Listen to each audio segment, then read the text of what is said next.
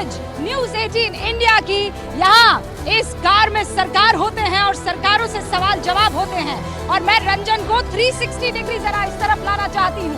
ये नॉर्थ और south block दिखाना चाहती हूँ, क्योंकि अब जो लड़ाई शुरू हो चुकी है वो यहीं पर नीतियों को तय करने की लड़ाई है। 2024 का लोकसभा चुनाव ये तय करेगा कि यहाँ किसकी सरकार। पीछे आप देखिए वो पुरानी संसद, और उस तरफ आप देखिए वो नई संसद, और यहाँ मेरे बगल में देखिए अमिताभ सिरा मौजूद है, जिन्होंने यहाँ पर अरसों और बरसों बिताए हैं सरकारों को कवर करते हुए। ये चाबी अब मैं थामूंगी और चाबी सत्ता की किसके हाथ में लगती है ये जानने की कोशिश करूंगी।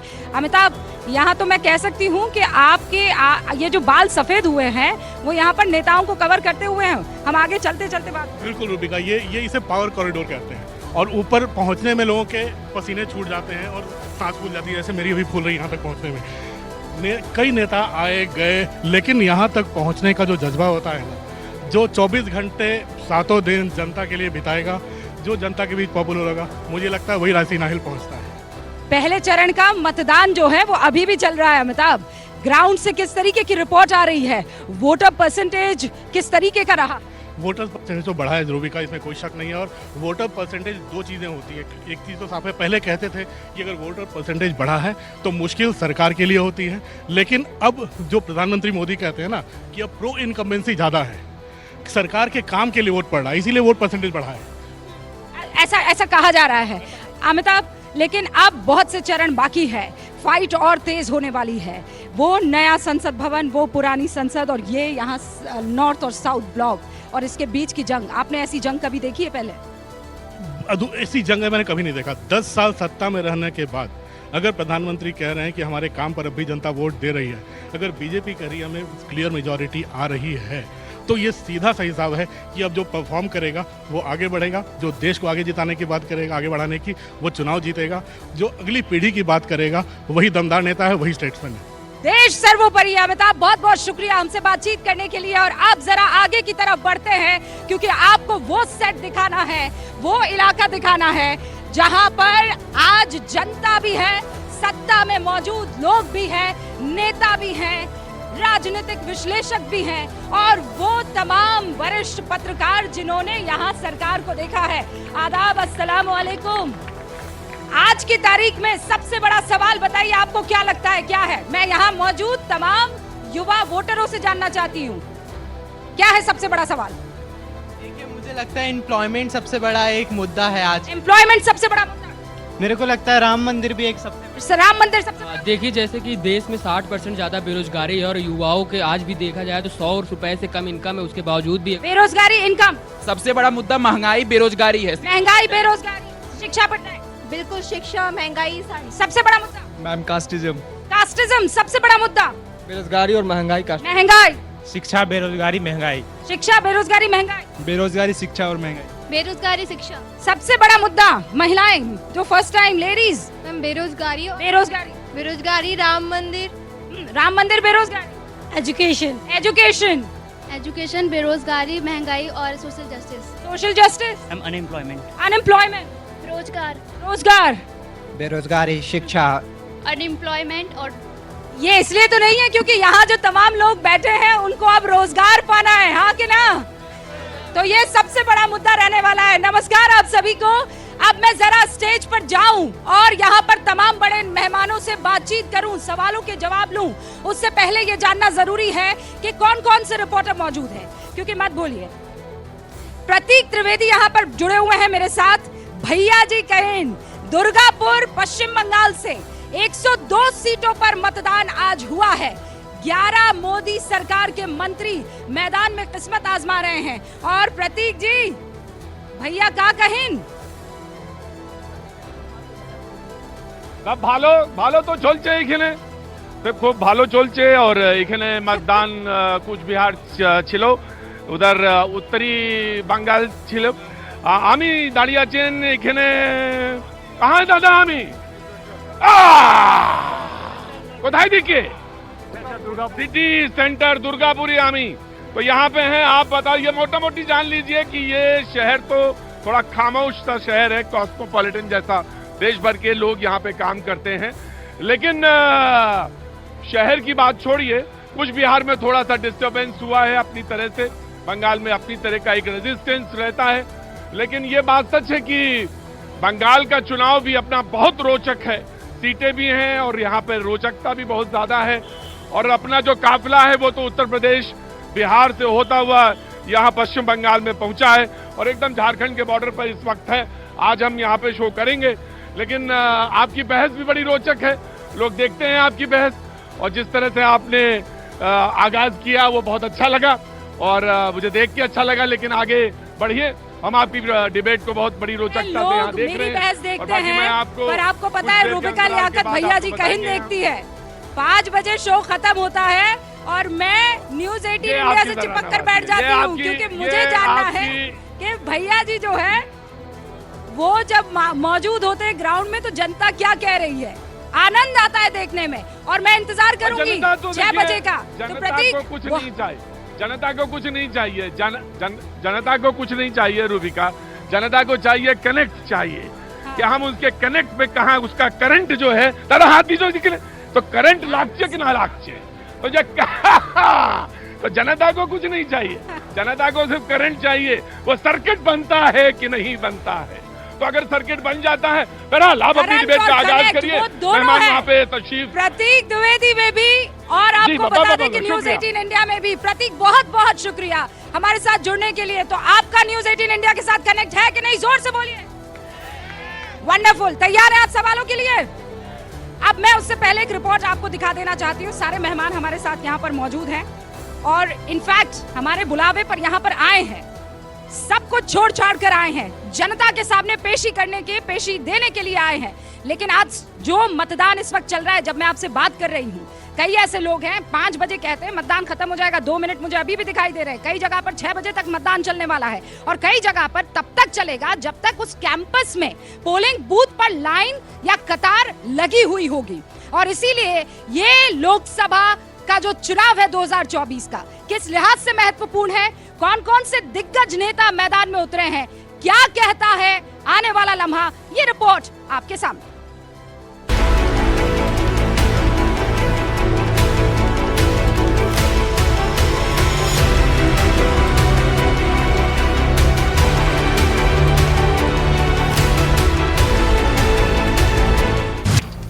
लोकसभा चुनाव के फर्स्ट फेज के लिए मतदान आखिरी चरण में है। कुछ राज्यों में 4 बजे वोटिंग खत्म हो गई, तो कुछ में 5 बजे के बाद वही लोग वोट कर पाएंगे जो लाइन में लगे हैं। वहीं यूपी और मध्य प्रदेश में शाम 6 बजे तक वोटिंग होगी।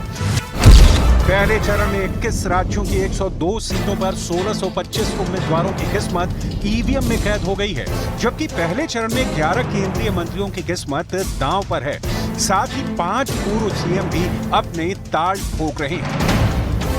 1-2 जगह को छोड़ दें तो हर तरफ मतदाताओं में उत्साह ठीक ठाक ही रहा। पहले चरण के मतदान वाले 21 राज्यों में से 20 राज्य में चुनाव शांतिपूर्ण ढंग से हुआ, जबकि बंगाल में वही हुआ जिसका डर था।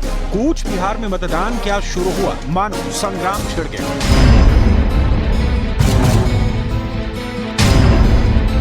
सीतलकुची से आए इस वीडियो को टीएमसी की तरफ से शेयर किया गया है। पार्टी का दावा है कि बीजेपी कार्यकर्ताओं ने टीएमसी कार्यकर्ताओं के साथ जमकर मारपीट की। एक्स हैंडल पर वीडियो शेयर करते हुए टीएमसी ने आरोप लगाया। कूच बिहार में छिड़ी सियासी हिंसा की तस्वीरें लगातार आ रही हैं। जो आरोप टीएमसी की तरफ से लगाया गया है, कुछ वैसे ही आरोप बीजेपी की तरफ से लगाए गए। पार्टी की तरफ से जारी किए गए इस वीडियो में बीजेपी ने टीएमसी पर पत्थरबाजी का आरोप लगाया है। बीजेपी का दावा है कि टीएमसी कार्यकर्ताओं की तरफ से वोटिंग को रोकने के लिए बीजेपी कार्यकर्ताओं पर पत्थर फेंके गए, जिसमें 2 लोग घायल भी हो गए हैं।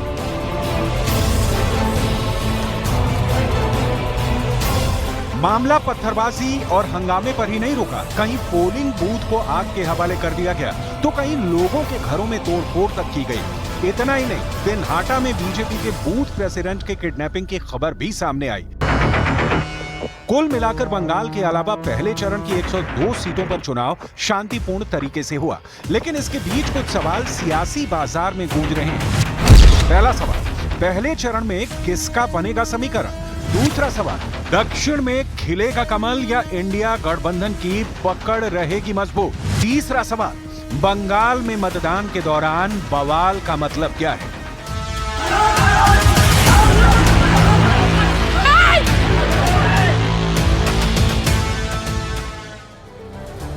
आज तक समझ में नहीं आया है, ये वोटों की लड़ाई में चोट काहे दे देते हैं एक दूसरे को। कार्यकर्ता ऐसे लड़ मरते हैं जैसे अगर इस बार नहीं तो फिर कभी नहीं। और ये जो हिंसा है क्या वोटर्स को दिखाई नहीं देती है? और इस हिंसा पर भी हम लोग चर्चा करेंगे और आज के फेस पर भी चर्चा करनी बहुत जरूरी है। हमारे साथ जो खास मेहमान जुड़ गए हैं उनसे आपका तारुफ करवा देती हूँ। इस वक्त आपको सेंटर में नजर आ रही है शाजिया इल्मी, जोरदार तालियों से स्वागत है। भारतीय कंचन यादव जी भी। कंचन जी प्लीज एक बार क्लियर कर दीजिए, सब आपको कंचना कहते हैं, मेरे पास लिखा हुआ आता है कंचन यादव, क्लियर करके ही रहूंगी। के लिए आरजेडी की राष्ट्रीय प्रवक्ता है धर्मेंद्र यादव साहब इस वक्त आपको नजर आ रहे हैं, मूंछों पर ताव भी गजरा है। हमारे साथ समाजवादी पार्टी से धर्मेंद्र यादव जुड़ गए हैं। अवनीजेश अवस्थी आजकल स्टूडेंट्स को पढ़ाने में कसम से इतना ये व्यस्त है ना कि टाइम ही नहीं देते हैं। अरे आपके तथ्यों की गूंज की दरकार है प्रभु, बहुत शुक्रिया कि आप आए। जोरदार तालियों से अवनीजेश अवस्थी जी का स्वागत। और वरिष्ठ पत्रकार हर्षवर्धन त्रिपाठी जी अपनी दो टूक वाणी के लिए जाने जाते हैं, प्रखर और मुखर आवाज। जोरदार तालियों से हर्षवर्धन जी का भी बहुत बहुत स्वागत है। शुरुआत शाजिया जी आपसे कर रही हूँ। क्या 400 पार? बिल्कुल है, बिल्कुल। अरे सबसे पहले देखिए, जमीन भैया पर- जी कहिन या बहना जी कहिन, कोई भी कहिन, लेकिन सबसे जरूरी बात है कनेक्ट। ये प्रतीक जी ने कहा, हमारे भाई ने, और मुझे लगता है जो कनेक्ट लोगों के साथ है वो सिर्फ और सिर्फ मोदी जी का है, पूरी जनता के साथ। और इसीलिए जनाधार भी आप देखेंगी उसी तरह से होगा, जिसका कनेक्ट है आम इंसान के साथ, धरातल के साथ। मुझे लगता है जीत उसकी होगी और वो आप देखेंगे 400 पार पूरी तरह से। इससे मैं बिल्कुल भी ना इनकार करूंगी और सब जानते हैं कि इस बार फिर से मोदी सरकार। नहीं तो आप कह रहे हैं 400 पार, वो कह रहे हैं सड़क पर और पोलिंग बूथ पर इस बार धारदार है तकरार। बिल्कुल धार है तकरार, और उसमें देखिएगा फिर से बनेगी मोदी सरकार, क्योंकि जो कनेक्ट की बात कही गई है। और इसलिए मैं बता दूं कि हर एक पैमाने में कई बातें यहाँ पे कही गई। किसी ने कहा किसी की ये समस्या है, किसी ने कहा किसी की वो समस्या है, किसी ने कहा ये बड़ा एक मुद्दा है। आप सारे मुद्दे देखेंगे और सारे पैमाने देखेंगे, और हर एक पैमाने पे आप देखेंगे कि खरा उतरेगा एक इंसान और उसका विजन। वो इंसान है मोदी, और उनका जो विजन है वही मिशन है पूरी पार्टी का, और वो है विकसित भारत का, और उससे जुड़े जो कुछ भी उससे जुड़ी हुई समृद्धि है। कंचना यादव इस बात से, एजुकेशन है, इस बात से आप उसी का हिस्सा है। इत्तेफाक रखती हैं कि नहीं? देखिए, अपने पार्टी के बारे में तो अच्छा बोलेंगे ही, लेकिन यहाँ पर जितने भी यूथ है, आपने सवाल पूछा तो उन्होंने बोला कि बेरोजगारी, महंगाई और गरीबी, ये इन्होंने मुद्दा बताया। और मैं आप सबका मतलब यहाँ से धन्यवाद करना चाहती हूँ, और ये कहते हुए कि आज बेरोजगारी, महंगाई और गरीबी मुद्दा है, आपने ये बता दिया कि इंडिया गठबंधन जीतने वाली है। मैं इसलिए कह रही हूँ कि मोदी जी अब तक ये आरोप तो हम पर लगता था कि हम बातें तोड़ मरोड़ कर रखते हैं, लेकिन लगाया आप कभी। तथ्यों को तोड़ मरोड़ रही है। नहीं, मैं नहीं उन्होंने तोड़ रही ये हूँ। कहा कि मुद्दा बेरोजगारी है, मुद्दा महंगाई बता रही है, हूँ, आप- पर उन्होंने ये थोड़ी कहा कि इंडिया गठबंधन को जिता रहे। आपने ऐसा कहा कि नहीं कहा? रूबिका जी, ये रूबिका देखिए, जी, मैं तो सामने टेस्ट कर देती हूँ। 30 सेकंड दीजिए मुझे, मैं बताती हूँ। आपको बता रही हूँ, मोदी जी 30 से ज्यादा रैलियां की है, लेकिन एक भी रैली में उन्होंने बेरोजगारी, महंगाई, गरीबी का जिक्र नहीं किए। आप बताइए, जो देश के प्रधानमंत्री 10 साल रहे हैं और उनके रैलियों में इस शब्दों का जिक्र नहीं हो, और आप कहते हो उनकी सरकार बनेगी, कैसे पॉसिबल है? अभी हमने मोदी जी जो आरोप लगाया मैं उसका जवाब लूंगी, लेकिन उससे पहले एक ओपनिंग रिमार्क में सबसे ले लेना चाहती हूँ। धर्मेंद्र यादव जी, 400 पार के सब बेकार, 150 भी पार नहीं हो रही है बीजेपी गठबंधन। अरे आपके मूंछों की ताव जैसा तो आपका कॉन्फिडेंस है प्रभु, हैं? आप कह रहे हैं 150 पार नहीं हो रही है। बिल्कुल, मैं तो आपके चैनल पे पूरे जिम्मेदारी से कह रहा हूँ, उसका सैंपलिंग आपके सामने बैठा हुआ है। इस देश, पूरे विश्व का सबसे युवा देश भारत, और उसके युवा हमारे सामने बैठे हैं। मुझे इस बात से बेहद खुशी है कि आज आप मुद्दे पे खड़े हैं। जिस दिन देश मुद्दे पे खड़ा होगा, लोकतंत्र मजबूत होगा और वो जीतेगा जो मुद्दे के साथ रहेगा। 2 करोड़ रोजगार देने का वादा हमने तो नहीं किया था, मोदी जी ने किया था। 20 करोड़ रोजगार कहाँ चला गया, ये युवा पूछ रहे हैं, इनको सब पता है। बेरोजगारी, इनकी पता है कितना बेरोजगारी दर है। लेकिन मैं जानना चाहता हूँ कि भारतीय जनता पार्टी के मैनिफेस्टो में बेरोजगारी खत्म करने का क्या तरीका बताया गया है? भारतीय जनता पार्टी प्रवक्ता बताएं। अब चूंकि आपने यहाँ मौजूद, आप लोग सब फर्स्ट टाइम वोटर्स हैं जी? कितने हाथ उठाइए। ओके, तो एक जल्दी क्विक सर्वे आपके लिए कर रही हूँ, किसी के पास नहीं आऊंगी, बस आप हाथ उठाकर बता दीजिएगा।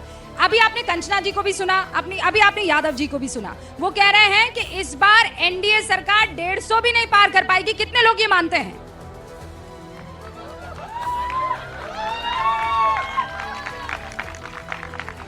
क्या करूं? कनेक्ट वाला मसला हो गया। एक सेकंड नहीं, मैं जवाब पे खड़े हैं। रूबिका जी 1 मिनट। हाँ। इतने ही लोग से वोटिंग करवा के आप सरकार बनाएंगे क्या? नहीं, अरे अभी आप थैंक यू कह रही थी। अभी अभी आप थैंक यू कह रही थी। इन्होंने मुद्दों पर बात की। अरे मुद्दों मैं कह रही हूं, अब आप इनकी क्रेडिबिलिटी पर सवाल उठा देंगी। कंचना जी, गलत बात है। एक पर्सन को यहाँ धन्यवाद। एक जरूरी हाँ, हर्षवर्धन जी, एक जरूरी बात देखिए, मुझे लगता है कि नेताओं को इससे बचना चाहिए। कंचना बहुत अच्छी प्रवक्ता हैं।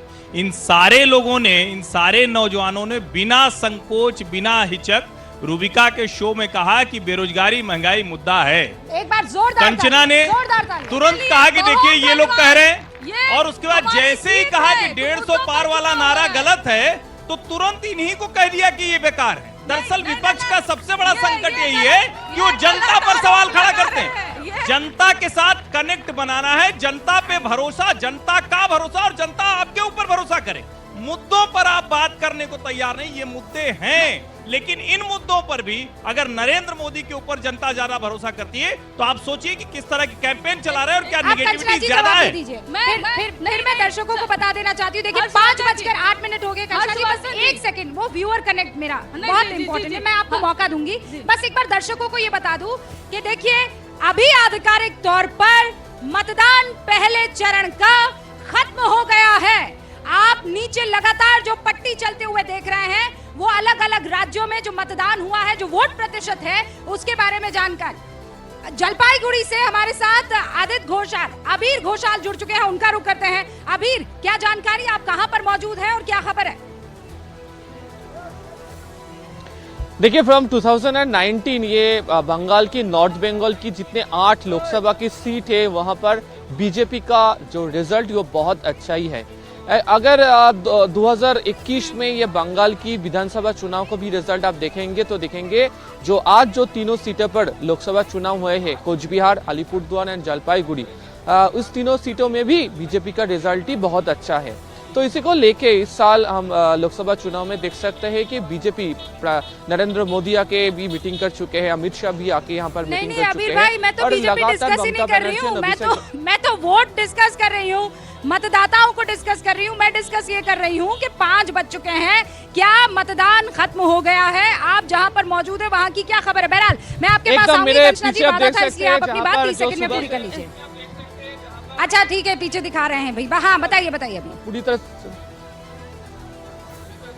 जो स्कूल है तो अभी तो 5 बज गई है और ये वोटिंग भी यहाँ पर मतदान पूरी तरह से खत्म हो चुके हैं, लेकिन पूरा दिन यहाँ से जो दिखाए हम लोग, ये हर तीनों जो सीट है यहाँ पर पूरी तरह से लोग खासियत से कि महिलाओं लोगों ने ये मतदान किया है इन तीनों सीटों पर। जो कह रहा है इसी महिलाओं ने बढ़ चढ़कर हिस्सा लिया है मतदान में। जोरदार तालियां तमाम महिलाओं के लिए। कंचना जी 30 सेकंड में बात खत्म कीजिए। थैंक यू अबीर। जी हर्षवर्धन जी जो कह रहे थे, मैं यहाँ ये नहीं कह रही हूँ कि आप किसको वोट कर रहे हैं, लेकिन मैंने इसलिए धन्यवाद बोला आपको कि आप लोग मुद्दों की बात कर रहे हैं, गरीबी, महंगाई, बेरोजगारी, इसकी बात कर रहे हैं। ये नहीं कह रहे हैं कि मछली मुद्दा है हमारा, मटन मुद्दा है हमारा, मुगल मुद्दा है हमारा, ये बात आप नहीं कर रहे। मैं इसके लिए आप सबको धन्यवाद करना चाहती हूँ। आप लोग स्वतंत्र है, जिसको वोट करना चाहे आप लोग बिल्कुल स्वतंत्र है। इसको गलत ट्रैक पर हर्षवर्धन जी नहीं लगा है, गलत ट्रैक पर चली जाती है। सुनिए, यहाँ पर एक को ऐसा आदमी नहीं था जिसको मछली और मटन याद आए। आप ही नहीं याद दिलाए, हमें याद था। धन्यवाद करना चाह रही हूँ आप सबको। शिक्षा व्यवस्था मैम, टैक्स लगता है, हम ओके। मछली मटन याद था? No ma'am. भूख लग रही है? हाँ लग रही है। तो मछली मटन थोड़ी याद आया? नहीं, मछली मटन याद नहीं है। अच्छा, मछली बोलती हूँ तो क्या याद आता है? मछली खाते ही नहीं हम ना, वेज। नहीं, आप तो वेजिटेरियन है, हमेशा वेजिटेरियन रहिएगा। लेकिन मछली पॉलिटिक्स में बोलती हूँ तो क्या याद आता है? नहीं, ये अहिंसा ही है, मतलब मछली मुझे पसंद नहीं है इसमें। अच्छा, आपको क्या याद आता है? कुछ नहीं याद आता है। अच्छा, कोई ऐसा जो मछली से बता सके क्या याद आता है? हाँ, बंगाल। तेजस्वी यादव। क्या याद आता है? तेजस्वी यादव। हाँ, हेलीकॉप्टर।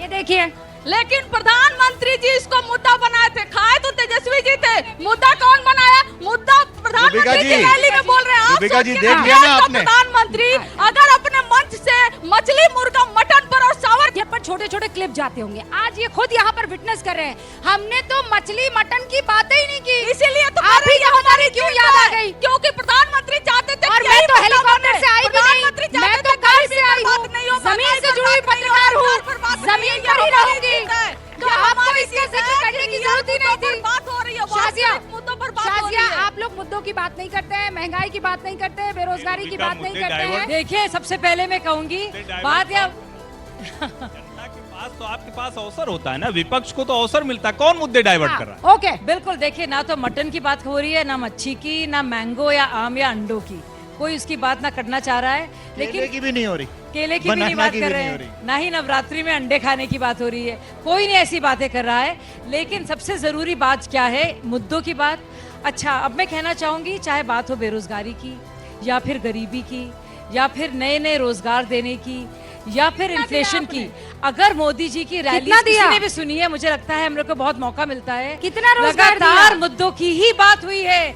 पहली बार हमारे देश में असली मुद्दों की बात हो रही है, पानी की बात हो रही है, सड़कों की बात हो रही है, रोजगार की बात हो रही है, और इन्फ्लेशन की बात हो रही है, अस्पतालों की बात हो रही है, IIM की बात हो रही है, IIT की बात हो रही है। नौकरी दी कितनी, वो तो युवा यही पूछ रहे हैं ना, नौकरी दी कितनी? बिल्कुल। देखिए मैं आपको पूरे आंकड़े बता दूंगी। हाँ, जितनी होना चाहिए बेरोजगारी, उससे बहुत कम मुझे लगता है। अब लोग मुझे लगता है इसमें बहुत काम करना जरूरी है। लेकिन अगर लोग देखेंगे कि किस पर ज्यादा विश्वसनीयता है, कौन इसको कर पाएगा ठीक, तो सिर्फ और सिर्फ एक नाम आएगा, वो है मोदी जी। ये मैं एक सर्वे कर लूंगी, लेकिन अपनी जय जी क्या कह रही है? आखिरी बात, कंचना जी की पार्टी तो रोजगार देती है। सुनिए, अब एक फैक्ट बताना बहुत जरूरी है। एक फैक्ट बताना, एक फैक्ट बता देती हूँ। पिछली जो रोजगार दर थी 2023 की मैं बात बता रही हूँ, वो 8% थी, ठीक है? आपको क्या लगता है 2024 में कितनी होनी चाहिए? हाँ, आय हाय, अल्लाह का शुक्र है कि 16 नहीं है, 8% थी, अब 6% हो गई है। यानी जो रोजगार दर है वो बड़ी है। You understand? इसका मतलब ये है, मतलब गिरी है। इसका मतलब आप समझ रहे हैं? इसके माने क्या? अपनी जय शाबाशी। रूबिका जी, आज बहुत अच्छी बात है कि जो पिछले 40-50 वर्षों से, खासतौर से 1977 के बाद विशुद्ध जाति की राजनीति करते रहे, जाति जनगणना की बात पिछले 6 महीनों से कर रहे हैं। इनमें से किसी भी नौजवान ने जाति जनगणना मुद्दा नहीं बताया। इनमें से किसी ने ये नहीं कहा कि जाति के आधार पर नहीं। इन्होंने वास्तव में भारत के भविष्य को देखते हुए वो मुद्दे बताए जिन पर भारत का भविष्य टिका हुआ है। और मैं कहना चाहता हूं कि आप लोग वाकई रोजगार को मुद्दा बनाइए, लेकिन रोजगार को मुद्दा बनाते समय आप ये देखिए कि पिछले 2 सालों में, 3 सालों में, 10 सालों में EPF, एक बहुत ही ट्रांसपेरेंट बात है। EPF होता है एम्प्लॉयमेंट प्रोविडेंट फंड।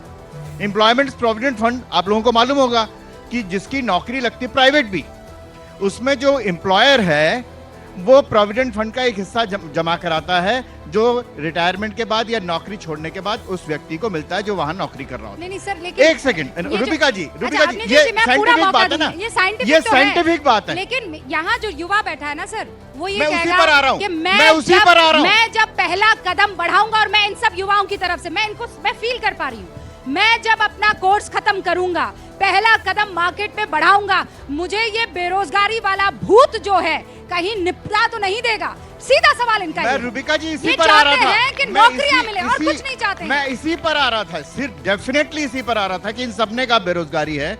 लेकिन आपने जब ये पूछा कि एनडीए, तो उनका भरोसा भी उसी पर है जो इस समय है कि बेरोजगारी का मुद्दा सॉल्व भी यही करेगा। नहीं है, बिल्कुल नहीं। किसी को भरोसा है? नहीं, बोले किसी को भरोसा नहीं है। ये बहुत छुपे रुस्तम है। ये ना इंडिया गठबंधन को जिता रहे हैं, ना एनडीए को जिता रहे हैं। जो शहरी बेरोजगारी देखिए कितने हाँ यादव जी, देखिए, मुझे इस बात की बेहद खुशी है कि ये जो यूथ है ये सारी चीजों को समझ रहे हैं। अगर हम एक पॉलिटिकल पार्टी होने के नाते आपको हम इंश्योर ना कर पाए कि हमारी सरकार बनने के बाद हमारे पास क्या रोड मैप है आपको रोजगार देने का, तो ये हमारा फेल्योर है। भारतीय जनता पार्टी के प्रवक्ता अगर 10 साल में रह करके ये ना बता पाए कितना रोजगार दिया तो इनकी फेल्योर है। और आने वाले समय में मैं तो बताती हूँ, रूबिका जी ने मुझे रोका, मैं बताती हूँ। शहरी जो शहरी बेरोजगारी है, सुनिए नहीं, मैं ग्रामीण भी बताऊंगी। दो ही चीजें हैं, शहरी और ग्रामीण। तो मैं बता दूं, मैं ओवरऑल में बता दूंगी आपको। जो शहरी नहीं, आपने कहा है कि मैंने आंकड़े दिए, मेरे आंकड़ों की बात बोलिएगा। मैंने आपके बीच मेरे आंकड़े में दे दूं, उसके बाद ग्रामीण भारत में जो यादव जी अनएम्प्लॉयमेंट का रेट है, आंकड़े एक सेकंड में आंकड़े उससे कम होकर ये सुनिए, ये आंकड़े थे 2017-18 में हमारी सरकार के दौरान, लेकिन 2022 और 23 से ये कम कर 7.7 से कम होकर 5.4 है। और अगर आप देखेंगे शहरी बेरोजगारी को, तो जो इसमें थे 5.6 10 साल पहले, वो कम होकर 3.2.9, तो 3 कहा था, वो कम हो गया है बेरोजगारी। लेकिन फिर भी मुझे लगता है इसमें और कुछ करने की जरूरत है। ओके, लेकिन तो सब अब यादव जी, अब तेजस्वी यादव यादव, जनता के बीच जाऊंगी। लालू यादव, ऑलराइट शाजी। रूबिका जी, इनके घोषणा पत्र में बेरोजगारी को हम कैसे कम करेंगे नहीं लिखा है। अगर कहीं लिखा है ये बताएं अपने टर्न पे आकर के। दूसरी बात सुनिए, खटाखट बोल लिए भाई, अब खटाखट की बात। इस देश में केंद्र सरकार की जो नौकरियां हैं, 30 लाख पद आज भी खाली हैं, जिसमें रेलवे आता है, एयरफोर्स आता है, आर्मी आता है, पोस्ट आता है। और उसके बावजूद भी भारत सरकार यानी कि मोदी जी सरकारें कहती है हमारे पास पैसा बहुत है। अगर आपके पास पैसा है तो अग्निवीर भर्ती को आपने 4 साल के लिए क्यों कर दिया? अगर कोई युवा 4 साल देश की सेवा करता है, उसे पेंशन नहीं मिलेगा, उसको रिटायरमेंट के बाद पेंशन नहीं मिलेगा, 4 साल के बाद वो रिटायर हो जाएगा। हाँ। और शहीद होने के बाद शहीद का दर्जा भी नहीं मिलेगा। अगर आप इतनी न्यूनतम चीज नहीं दे सकते हैं किसी देश के नागरिक को, तो इससे ज्यादा बकवास हो ही नहीं सकता। ओके, हर्षवर्धन जी, मैं चाहती हूँ कि ये तालियां बजी है, अग्निवीर स्कीम को लेकर तालियां बजी है, जिसमें वो सरकार पर सवाल उठा रहे हैं। हालांकि इस पर लंबी चौड़ी बहस पहले भी चली है कि जितने भी डेवलप्ड नेशन हैं, जब उनके मानकों पर आप गौर करते हैं तो आपको इस बात का एहसास होता है द स्ट्रॉन्गेस्ट विल विन। और वो उसका एक एज बड़ा पैमाना है। रूबिका जी, पहली बात तो ये कि मुझे लगता है कि ये नौजवान है तो इनको सब पता होना चाहिए। अग्निवीर योजना कोई नरेंद्र मोदी सरकार की योजना नहीं है। 70s में जब चाइना से युद्ध हुआ, उसके बाद जो सेना की कमेटी ने रिपोर्ट दी और उसके बाद 3 बड़ी कमेटी ने जी रिपोर्ट दी, जिसमें बहुत साफ तौर पर था कि अगर आपके जो कमांडोज हैं उनकी उम्र सीमा ज्यादा बढ़ती चली जाएगी तो आने वाले समय में हम कॉम्बैट ऑपरेशंस के लिए सक्षम नहीं होंगे। लेकिन हमारी सरकारों ने उसको समय समय पर टाला।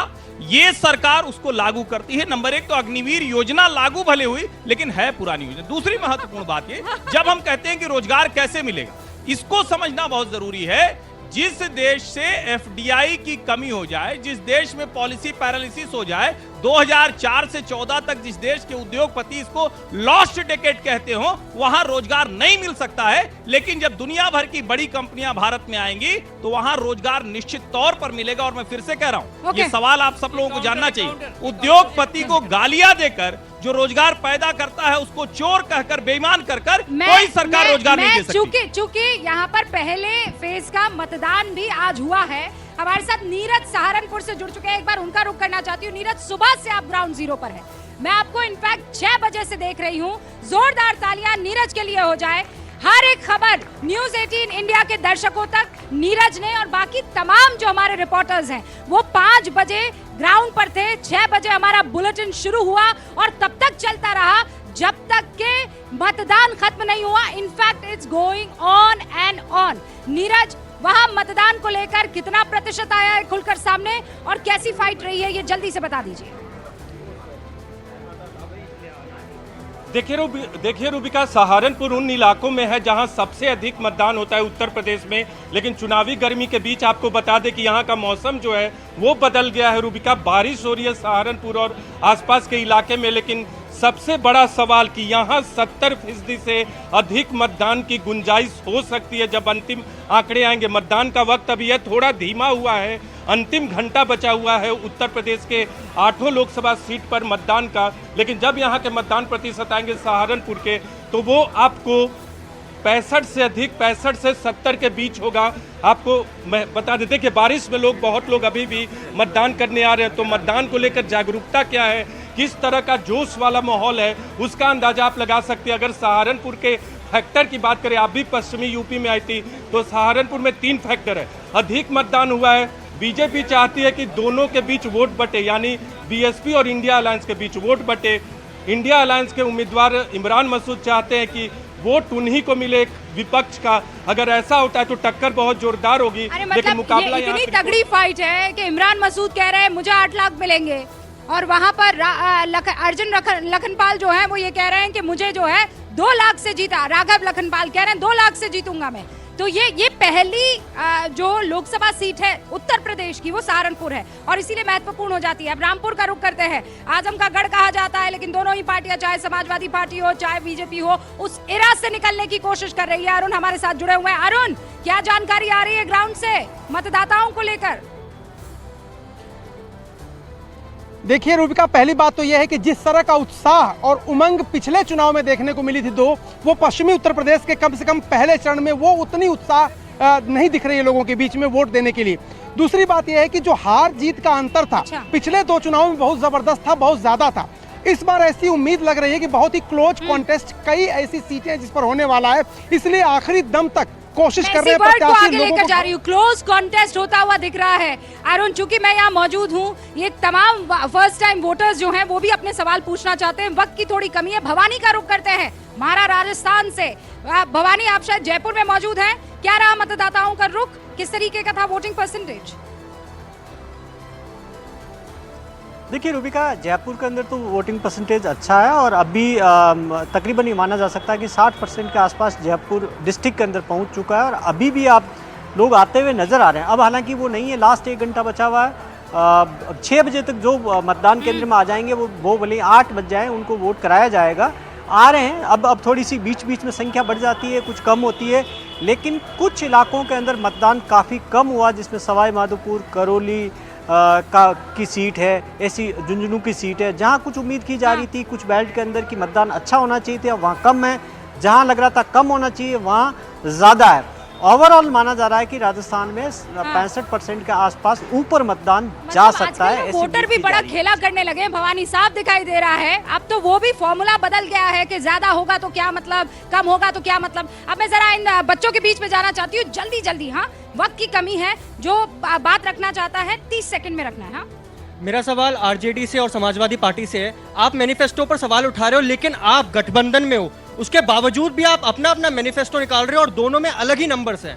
तो हम एज अ वोटर हम ये नहीं समझ पा रहे कि हम कौन सी सोच के लिए वोट दे रहे हैं। उस तरफ बीजेपी है, वो एक मैनिफेस्टो निकाल रही है, हमें समझ में आ रहा है कि वो क्या कहना चाहते हैं, लेकिन ओके समझ में आ रहा है। कुछ भी नहीं, अब तो पक्का पूछूंगी। एजुकेशन को लेकर के बीजेपी का इतना कहना है कि वो एजुकेशन में अच्छा कर रही है, हमें अच्छे एम्प्लॉयमेंट देगी, लेकिन कहाँ है एम्प्लॉयमेंट? हमें तो नहीं मिल रहे। हम अब 18 के हो चुके हैं, हमारा फर्स्ट वोट है, लेकिन हम किस मुद्दे पे आपको वोट दे? किस मुद्दे पर वोट है, ये सब अपने अपने सवाल ध्यान रखिए। मेरा सवाल ये है कि INDIA ब्लॉक खुद में ही इतना बड़ा हुआ है, ममता दीदी कुछ और बोल रही है, उसके बाद केजरीवाल जी कुछ और बोलते हैं, उसके बाद राहुल गांधी जी कुछ और बोलते हैं, ये एक दूसरे के दुश्मन बने पड़े हैं, तो कैसे ये बीजेपी को हराएंगे? ओके, जवाब दीजिएगा, आ रही हूँ मैं। हाँ, बीजेपी बोल रहा है कि रोजगार की बात हो रही है। ILO की रिपोर्ट आई है अभी, 83% अनएम्प्लॉयड यूथ है। इस सवाल है। अरे वाह, बहुत ही प्यारा सवाल है। आपका क्या विचार है? ऐसे नहीं करते हैं, विचार तो पक्का होना। मेरा सवाल ये है कि बीजेपी इतने साल रही है, तो महिलाओं के लिए स्पेशली कोई यूनिवर्सिटी खोली है? हाँ, बढ़िया सवाल है, जोरदार तालियां। हाँ भाई, किसी ने कहा था मैडम हमारे पास भी आई है।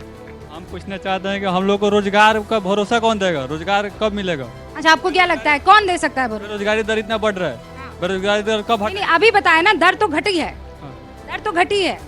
आप कितने पढ़े लिखे? बेरोजगारी तो बढ़ी है। कोविड आ गया था ना बीच में, तो उसमें तो बेरोजगारी दर बढ़ जाती है, फिर कोविड हो गया खत्म। हाँ, फिर वो घट हो गई है, घटी है 8 से हो गई है 6। तो इसका मतलब ये नहीं है कि एकदम सबको रोजगार मिल गया है। कितना पढ़े लिखे हो आप? हम ITI किए। ITI का मतलब क्या होता है? ITI का मतलब बता दो। यार गलत है बात है। नहीं, गरीब आदमी को नहीं घेरा है। हमने अब बड़ा सवाल पूछा है तो मैं जानना चाहती हूँ, रोजगार अगर लेंगे, आपने कहा ITI, अभी आप यहाँ किसी से भी नौकरी मांगेंगे, इनकी नौकरी नहीं इनसे मांगेंगे तो कहेंगे भैया ITI में कैसे दे दूँ मैं नौकरी, ITI का मतलब समझा दो। लेकिन उसके बावजूद आपका सवाल बड़ा है और जरूरी है। मैं कुछ देर के लिए यहाँ पर रुक रही हूँ, लेकिन अगर मैं कोशिश कर रही हूँ 10-10 सेकंड अगर ले सकूं। शाजिया, रोजगार पर 10 सेकंड प्लीज, जल्दी।